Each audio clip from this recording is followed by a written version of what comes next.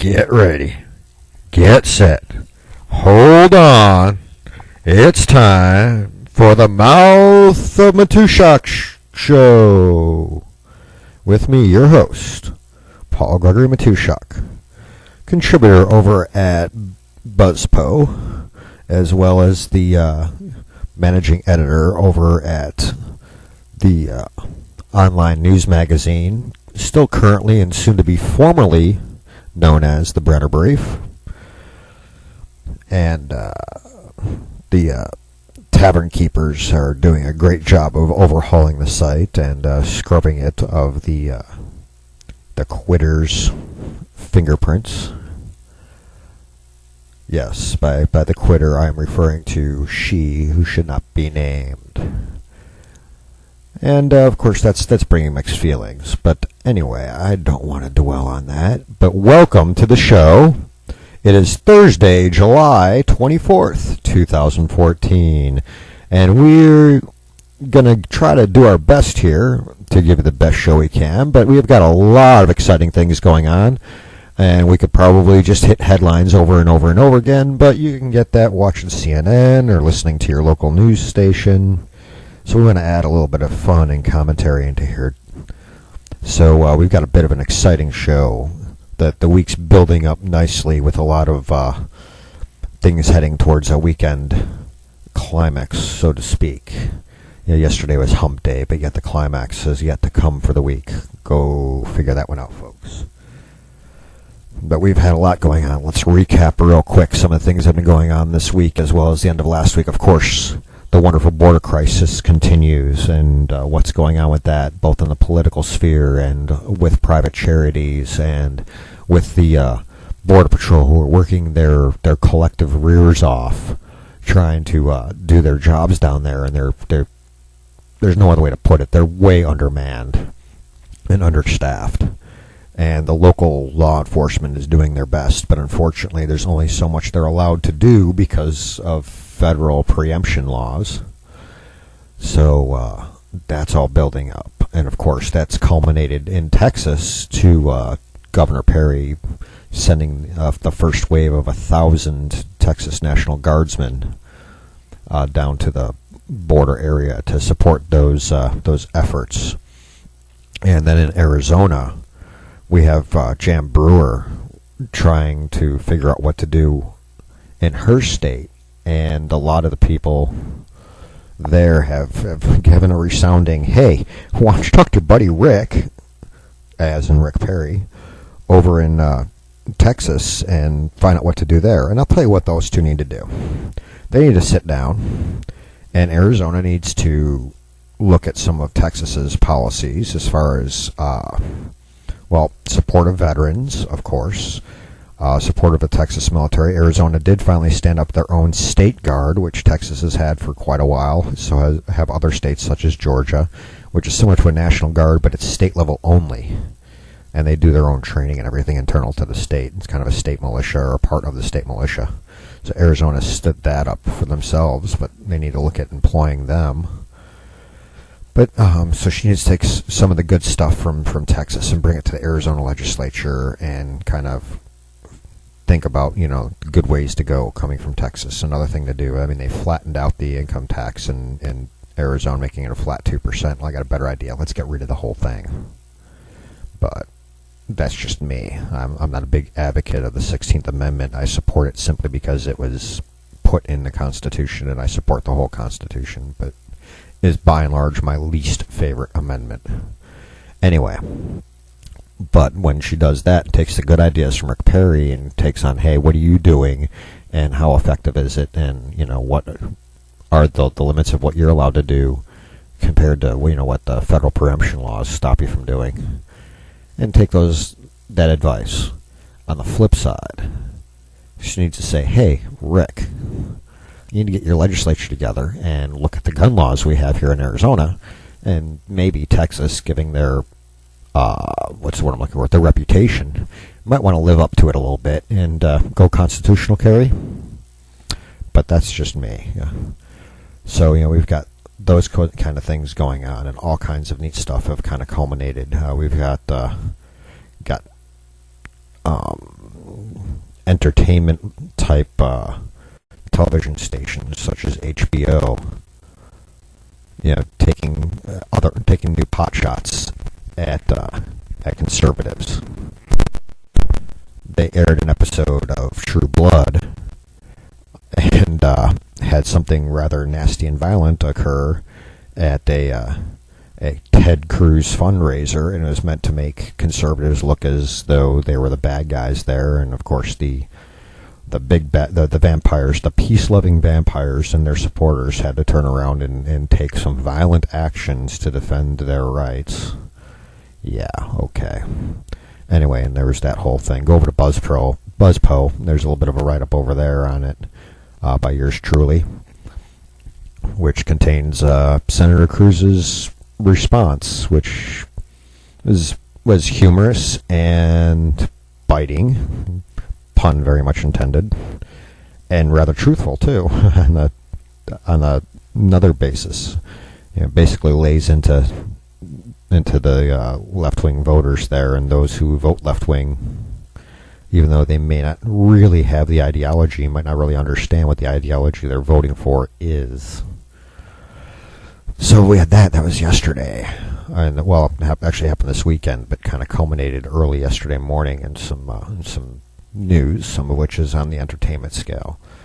And then, HBO also recently, I guess they decided to try to do some things with Governor Palin, or former Governor Sarah Palin.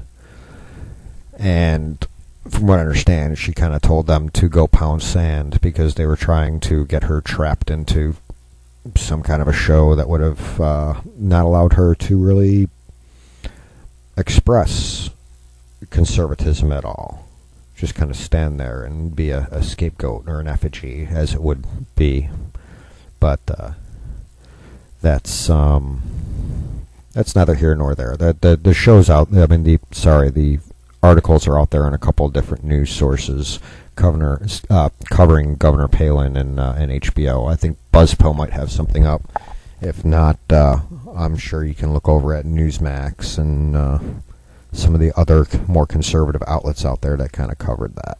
But I kind of saw that coming through my timeline and my News Scoop RSS feed yesterday. So that's some stuff to look into, and all kinds of interesting things going on out there. And then, of course, we go into the worldwide scale, and we have all this violence going on over in Israel concerning the Gaza Strip, because we have a bunch of terrorists who decided to take control of the Philistine-populated area. And yes, I said Philistine, because for those of you who actually know your history, those who call themselves Palestinians today were the Philistines back in the days of King Saul. That led to, bringing in the big bully giants, that one of which a little shepherd boy by the name of David picked up a rock, put it into a leather band, and swung it over his head and let go of one end. It's called a sling. And the rock went flying, and boom! The bigger they are, the harder they fall. Down went the Philistine or Palestinian giant. Thunk! And so was born King David, or so came King David when he slew Goliath. Well, again, you've got the ugly monster of a bully they're bullying their own people by launching their attacks from among different places where there's innocents and non-combatants gathered, and then saying, "You can't hit us, you can't hit us." Oh, no. They hit us. Well, you hit somebody, expect to be hit back. There's only so many cheeks there are to turn. You only got two. You turn the other cheek, get slapped, well, there's two gone. Next time, you're getting decked. So, of course, Israel has started some ground activity, gone through and done some acts over in there. And, talking about that, if you go over to BuzzPro, there's a write-up over there. I'm sorry, I had to clear my throat there. My coffee's a little bit strong this morning. But over at BuzzPro, there's an article, and I'm going to try to bring the whole article up, but I've got snippets from a video that's embedded within it.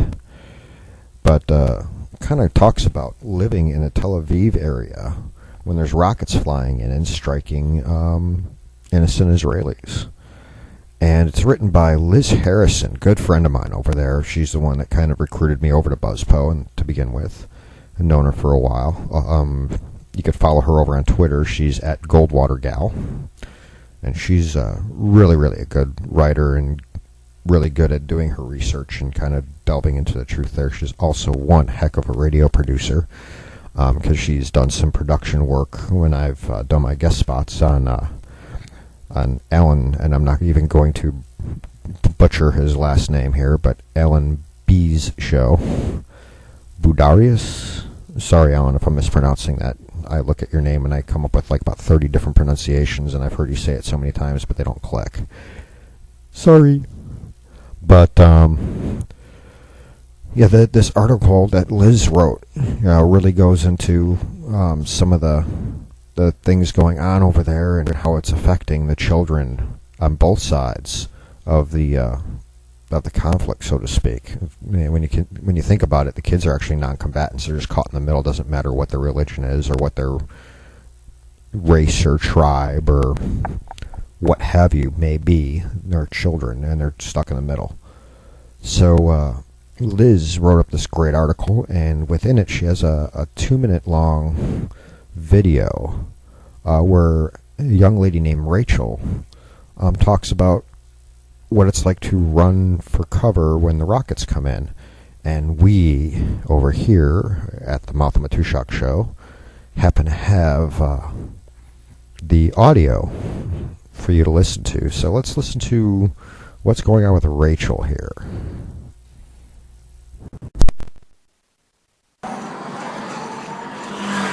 I'm on my way to work, and this siren, oh my god, I just got a call already in Rana. I hope my parents are okay. I'm supposed to, oh my god, I'm hearing the booms. I don't know why people are not stopping. We're supposed to stop at the side of the road, and oh, you can actually see it in the air. It's right above me.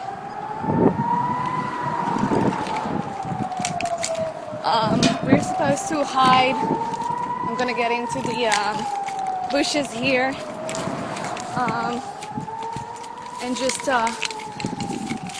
get down. Oh my god! Oh my god! Oh my god! Oh my god!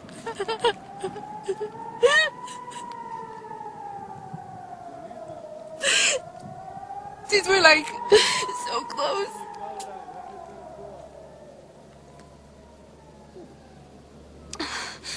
The siren just stopped, but there might be still more booms, and we're not waiting for. I mean, I'm supposed to wait like 10 minutes on the ground because parts of the rockets might fall. And yesterday, a man who drove to the soldiers to give them food and drinks actually died from one of these parts. So I'm just gonna wait here. Just gonna show you a bunch of other people stopping.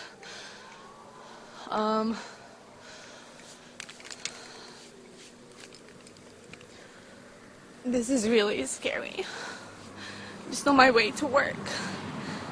Wait, it's about 9:15, 9:20 in the morning. I'm sitting on the ground. I think we're okay now.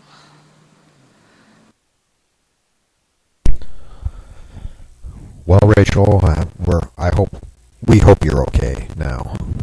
So that's some first-hand account of what it's like to be living in Tel Aviv when these terrorist rocket attacks kind of occur. And I know it's first thing in the morning and everything, and everybody should be getting happy and jolly and getting ready for work or on your way to work and listening to this through your smartphone, or if you're listening to the podcast later on in the day, you're saying, "This is a morning show. Shouldn't this be happy and jolly?" And that wasn't exactly the happiest or jolliest of clips there, but it's important. And like I said, that's a first-hand account of a resident there in Tel Aviv telling what it's like to live under those conditions. And I'm sure it's much better in Tel Aviv than it was for people in other places not too far from there. It would be the equivalent of a couple states over, like if you're living in Georgia and you're heading over to Louisiana kind of distance, which isn't that far when you really think about it. But for those who think that these attacks coming from the middle of a populated area, from an area where you have non-combatants, many of which don't want anything to do with the violence back and forth, but they're being used as pawns, being used as human shields. And then you think, how dare you shoot back at them? There's something else to do. I challenge you. I challenge you to go and find a soldier or a Marine, preferably a U.S. Army soldier, who is stationed in Iraq, particularly within the towns of Tikrit, Mosul, Tel Afar, Baghdad, and there's a couple others that I'm sure I can name, Bakuba, or out near Fob McHenry, for those who know where Fob McHenry was, which is near a town named Hawija, or a cesspool. It never really was able to become anything better than a cesspool. And then there's also Kirkuk. Somebody who lived in around those areas, or was stationed there during any time between middle of 2004 and 2007, and ask them, do you just want to sit there and take a constant pounding from rockets that could potentially kill your fellow soldiers, the workers, the local national workers that are there helping out on the FOB, on the forward operating base, or ones that are fired into the population because they're aiming at new government buildings that are Iraqi local government or Iraqi national government, federal government, and killing innocent civilians? Do you want to stand by and let them continue to do this? The answer is a resounding no.